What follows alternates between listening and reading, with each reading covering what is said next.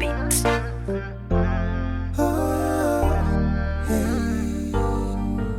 Nkolanga kadama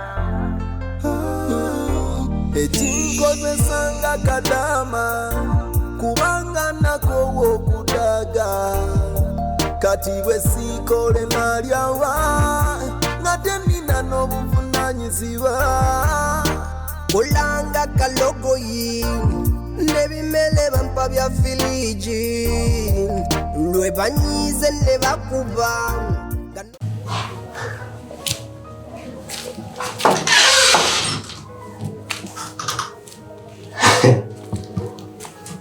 Mama Peter mwafunye sente mu kibiina.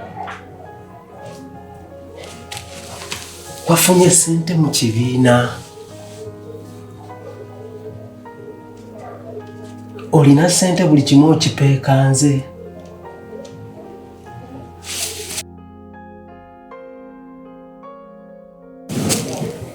Olina sente.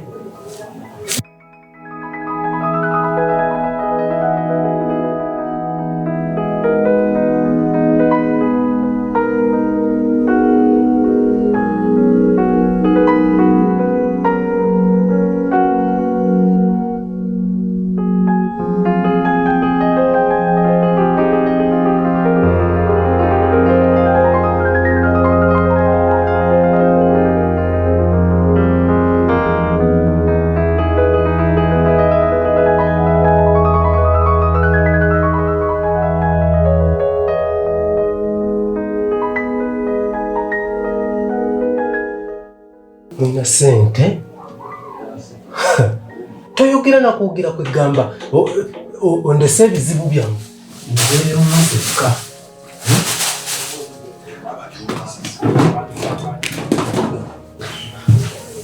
Oyagala nze abankafiiramu.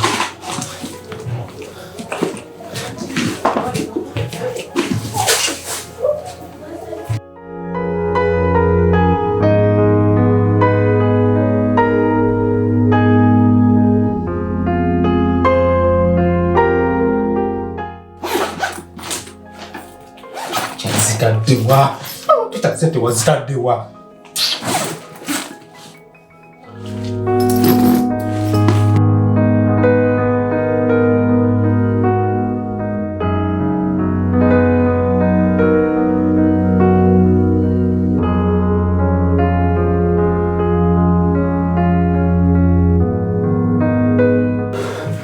Sente kyazitaddewa kino ekikazi.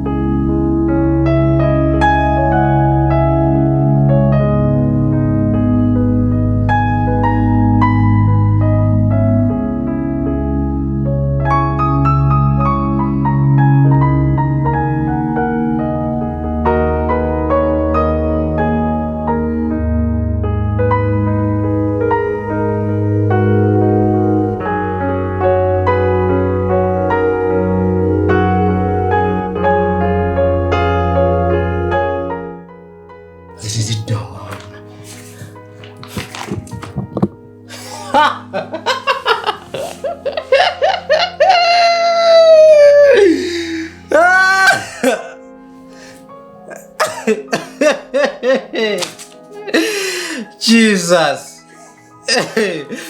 Olina sente? Alright. Kale. Omanyi waganyongereza teba ntini. Olina n'endala. Kaakati. Peter. Tonnandabako. Joshua tondabye nga ntwala ku ssente sinazikwatako. Akati gwe Yudas Iscariot gwe yalyamu Yesu olukwe ezo eŋŋambo ze mukola ogeza n'ompaabira. John naawe sinatwala ku ssente.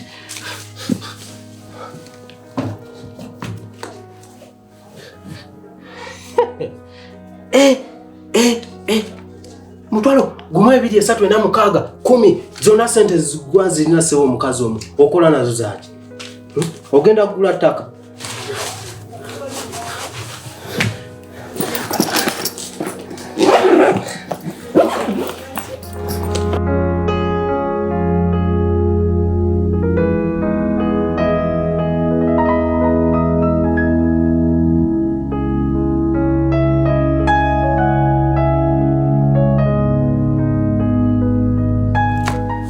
bulungi oli otya kulikayo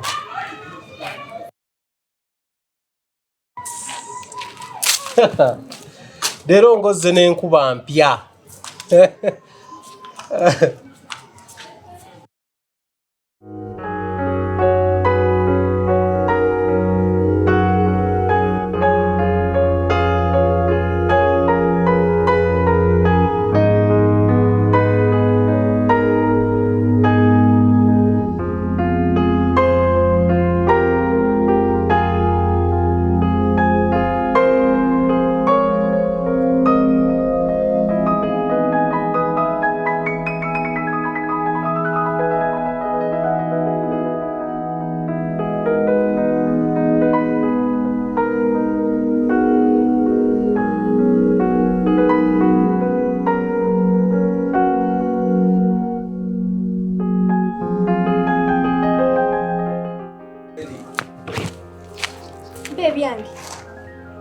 mpe byange biwajje mu Bayibuli. Ebiki? Mpa sente z'abandi ez'ekibiina. Ate olaba naawe toli serious z'abandi za kibiina kati zaani omutuufu. Luba beeramu amagezi. Abakazi banneesigisa ne banfuula omuwanika ne bampa sente zaabwe gwazikutte n'ozijja mu mpa. Wanfita kankutegeere bulungi. Sente z'abandi za kibiina. Sente za kibiina. Kati omanyi ki oba kibiina yazze n'azinona? Kibiina yani biki by'oyogera? Ky'ogamba mu nju omwo nsulamu n'ekibiina. Ogambye sente za kibiina kitegeeza kwata sente z'abandi nze tonziza volongo tokwata sente z'abandi ozimpe. Mama Peter nawe toli serious. Gwomu sente oziteeka mu kabox. Gwomu ate sente zibadde mu Bayibuli. Nawe tomanyi watuufu otereka sente. Nkugambye va mu kuvulunguta nava mu kwogera agagambo gogoyogera agatalina makulu njagala sente z'abandi. Onvulungutanya. Kwata sente z'abandi ozimpe ebyo tobinyumiza. Sente kinaawe zenzibye gw'onyumiza. Sizze wano kunyumya. Sente nazijjewa. Nze nga nzijjawa. Bw'ondaba mpunya sente. Ky'ogamba mu nju nsulamu n'ababbi. Ate era singa osulamu n'ababbi wandikitegedde nti ababbi bazitutte. Naye engeri gy'osulamu nange kati nze ndi mubbi. Ye kankubuuze okumenya toli serious Mama Peter. Olumu osookanga kunneebuuzaako. Kati gw'okwata otya sente z'abantu ze bakuwadde n'oziteeka mu Bayibuli. Bayibuli gy'omanyi ekuŋŋaanya buli kika kya muntu kiri muli. John ali muli. Peter ali muli. Muli musimanyanga ab'Ebuloniya bali muli. Abakoliiso. Sebo mbalamu amagezi wano kumbulira bali mu Bayibuli. Ongamba otya mbusimanyi nteeka nkya sente mu Bayibuli omulimu abantu. Kwata sente ozimpe kyenjagala kwata sente ozimpe. Oyagala kunkuba? Sizze wano kulwana sizze wano kukola kiwabula mu bulungi kwata sente ozimpe. Kati oyogera mu bulungi. Mu kifo ky'okunkwata obulungi tunoonyereza ani atutte sente oli mu kunsindika mutwe. Ky'ogamba Peter ye yazitutte. Kati gwewesiga otya abantu abo bali mu Bayibuli n'obateresa sente? Omanyi kyoba kati omuli ne Yuda Iskariyoti eyalyamu Yesu olukwe. Ne babba n'omusumaali gwa Yesu ogwamukomerera kali singa mbutuufu n'obawa ne sente. Bayinza kubeera batya nga bafunye sente. Niba negusajja gwe nejjusa olunaku lwe nakufuna. Gusajja gwe. Okutte sente zange ez'ekikazi ozitutte omukazi. Sente za kibiina, sente zaki kati ate za kikazi nawe tomanyi mutuufu ani nnyini sente. Kakati ne yazitutte mutuufu azitwale kuba teziriiko nnyinizo. Kwata sente z'ekibiina ozimpe. Za kibiina kati oba za kikazi? Kwata sente z'abakazi. Lubawa. Sindi kabinyo. Kale amazima sinatwala ku sente.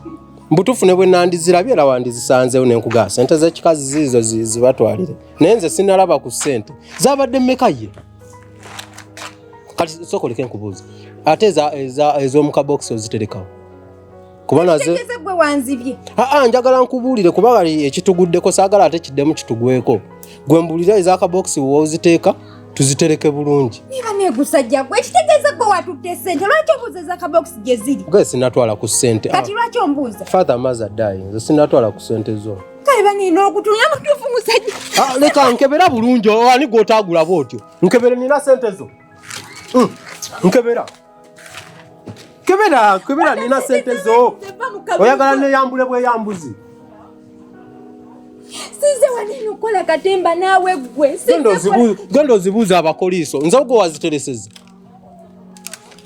bayuda Iskaliyo tebalimu mu bayibuli genda obabuuze ssente ziriridda wazikwasiza nze tokaabira wano buziga bwaggoonya genda n'eri ompaayiriza otandise n'okumpaayiriza obusente goganyi ssente zennyina nyinza okubba obusente bwo oba bulijjo zenkozesa mala kuzikubbako abakazi ngenda bagamba ntya kume bulijjo olina ne ssente z'ekibiina tuli wano tusiika binyomo nga gwe olina ssente ezo ozisirikidde singa yazitutte taziza nazizi ate eyatutte ssente z'ono gyawoko ononeneza akabokisi nazo zitwale amanyiira sajja gwe toyinamu yadde empisa entono okutte ssente ozitutte wabula osazeewo n'okwogera ebigambo olina obujulizi ate lekeraawo okumpaako obujulizi gwe olina obujulizi olina kamera omwezi ankutte nga ntwala ssente zo kati munju nsulamu nani nsulamu na poliisi nsulamu namubbi nsulamu nambwa olina muyaaye ekitegeeza bwe nfuluma nga ngenza okukola nga naawe ofulumye kati bazibbye oliriddawo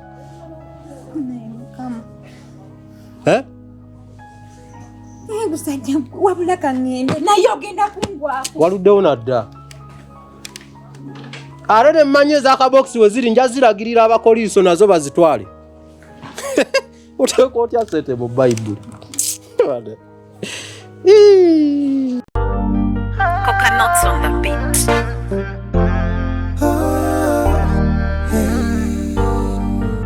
Nkolanga kadama ekinkozesanga kadama kubanga nako okudaga kati bwe siikole nalyawa nga tenina n'obuvunanyizibwa kolanga kalogoyi nebimele bampa bya filiji lwe banyize ne bakuba nga n'omusala gulawo okutuuka madamu bosi emilimu wondetedde okikyawa kela nnyo ku makya kola butapowa ate n'otasima